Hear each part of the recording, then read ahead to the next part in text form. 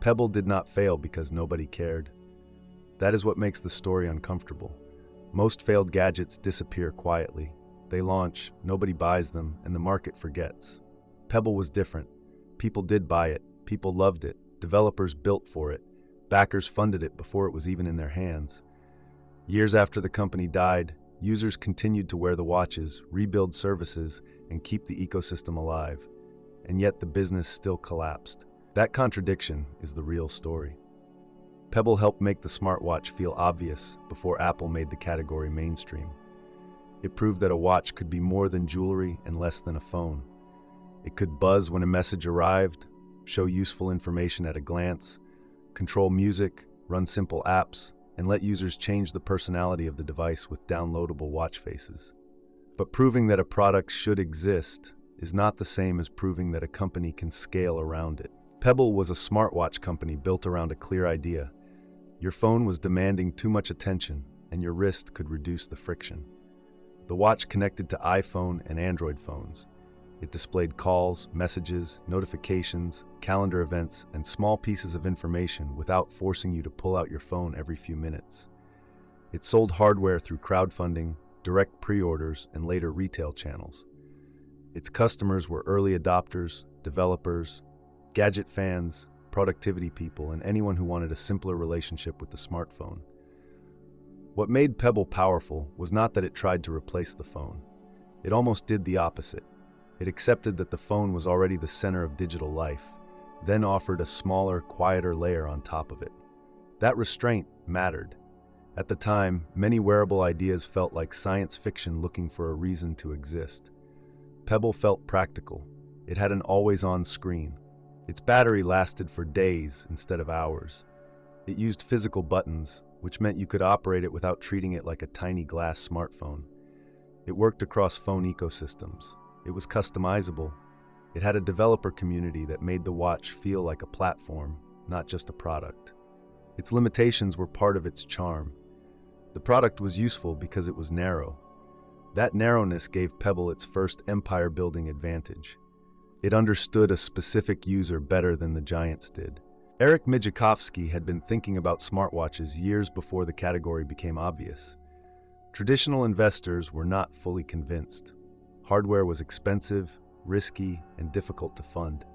So Pebble turned to Kickstarter, and that decision changed the company's destiny. The first Pebble campaign in 2012 raised more than $10 million from nearly 69,000 backers. For a young hardware company, Kickstarter was not just money. It was market research, distribution, public proof, and marketing all at once. The crowd did not just fund Pebble, it created the myth of Pebble. Suddenly, this was not a small team trying to convince investors that smartwatches might matter. This was visible demand. This was a product people were willing to pay for before it reached normal store shelves. Pebble had turned customers into believers and believers into early capital. Pebble kept improving the product. The company shipped watches, built software, attracted developers, and created a small world of apps, faces, tools, accessories, and fans. It eventually sold more than 2 million smartwatches and generated hundreds of millions of dollars in sales across its life. Pebble did many things right. It found an emerging category early. It built a device with a distinct identity. It created a real community. It made smartwatches understandable before the wider market had settled on what a smartwatch was supposed to be. Pebble Time launched in 2015 and raised more than $20 million. It reached $1 million in pledges in less than an hour and finished with tens of thousands of backers. The first Pebble had not been luck. The audience was still there. The category was heating up. Apple had entered the market. Smartwatches looked ready to move from early adopters to ordinary consumers. But this is where Pebble's strength began turning into a trap. Kickstarter demand is emotionally different from retail demand. A backer is not only buying a product, they are joining an early movement. They tolerate delays, rough edges, and uncertainty because part of the appeal is being early. A retail customer behaves differently. They compare, they hesitate, they ask why this watch instead of Apple, Fitbit, Garmin, Samsung, or nothing at all. They are not funding a dream, they are choosing from a shelf. Pebble's early love was real, but it was not the same thing as mass market demand. That distinction became dangerous because consumer hardware requires decisions before the market gives you the final answer. A software company can often change quickly. A hardware company has to order parts, schedule factories, forecast demand, and manufacture units months before the customer walks into a store. If the forecast is right, inventory becomes revenue.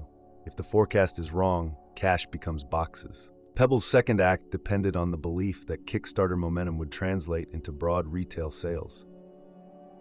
But Pebble Time missed expectations. The company had built for a bigger market than the one that arrived. By the end of 2015, it was carrying more than $15 million of inventory in warehouses. It meant money that could have paid salaries, funded marketing, reduced debt, or bought time had already been converted into watches that were not selling fast enough.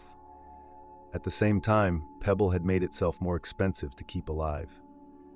The company had grown in anticipation of future demand. It hired, expanded operations, and doubled operating expenses.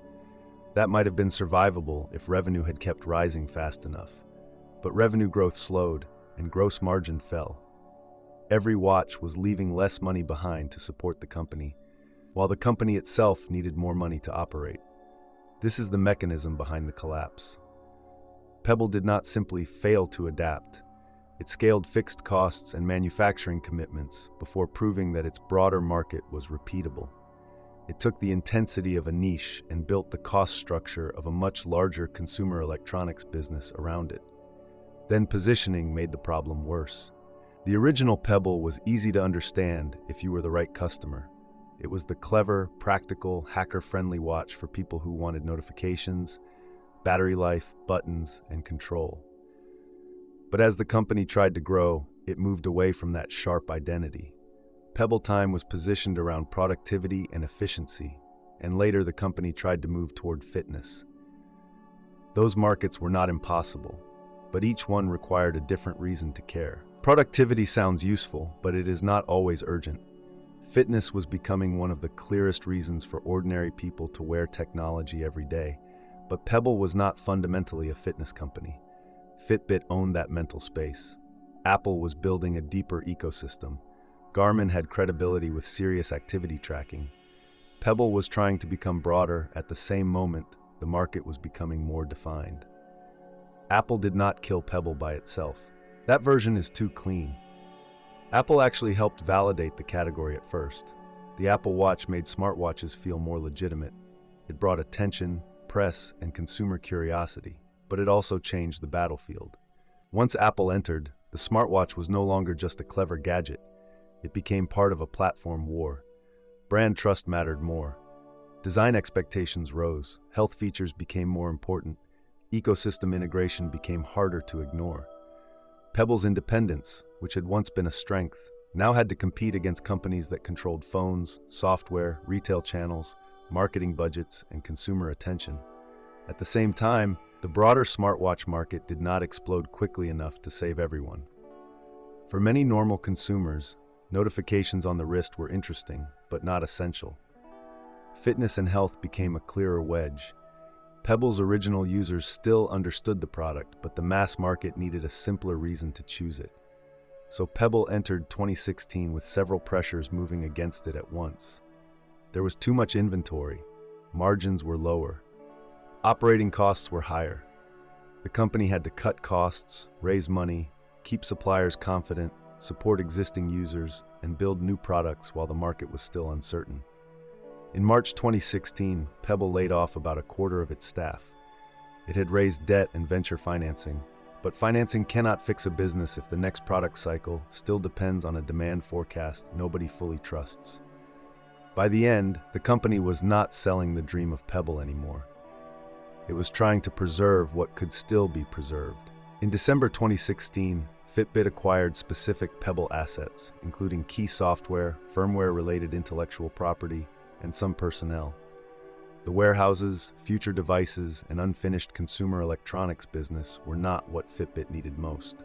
What had value was the knowledge inside the team and the software platform Pebble had built. Pebble's product had value, its community had value, its ideas had value. But the business structure around those ideas had become too fragile to continue independently. the company stopped operating. Some planned products, including the original Pebble Time 2 and Pebble Core, never reached final production. Remaining unfulfilled rewards were refunded. The empire ended, but the watches did not simply vanish. After most hardware companies die, the product becomes a relic. Pebble became something closer to a community project. Users and volunteers kept services alive. Rebel helped maintain functionality after official support disappeared. Developers and fans continued treating Pebble as unfinished business rather than dead technology. Years later, that afterlife became part of the comeback. Google, which acquired Fitbit after Fitbit had acquired Pebble's assets, open-sourced most of the Pebble operating system in 2025. Mijakovsky returned with core devices and revived the Pebble idea around a very different message: long battery life, e-paper, buttons, simplicity, customization, and openness. But the most important part of the new Pebble is not the nostalgia, it is the business contrast. The revived approach is explicitly smaller. It is more open source, it is more community-centered. It is not trying to become the next massive wearable empire. The company says there are no investors and that it is not trying to take over the world. New watches have entered production and the product philosophy is still there, but the ambition has been resized around a more realistic relationship with the market. It is not a clean redemption arc. It is almost a correction. The first Pebble discovered something real. There was a group of people who wanted a simpler, longer-lasting, more personal smartwatch. The mistake was building a venture-scale consumer electronics company as if that group automatically represented the whole future of wearables. A passionate niche can look enormous when it is concentrated in one place. Crowdfunding can make demand look louder than it really is. Early adopters can make a product feel inevitable before ordinary consumers understand why they need it. And in hardware, that misunderstanding becomes physical. It becomes factory orders. It becomes inventory. It becomes payroll. It becomes debt. It becomes a deadline. Pebble's lesson is sharper than simply saying that loved products can fail. A company can be right about the product and wrong about the size of the business that product can support. It can see the future early and still run out of cash before the future becomes large enough. It can build something people miss for years and still collapse because love, by itself, does not pay for overbuilt operations and unsold inventory. Pebble did not lack belief. It had more belief than most hardware startups ever get. What it lacked was a business model disciplined enough to match the true shape of that belief.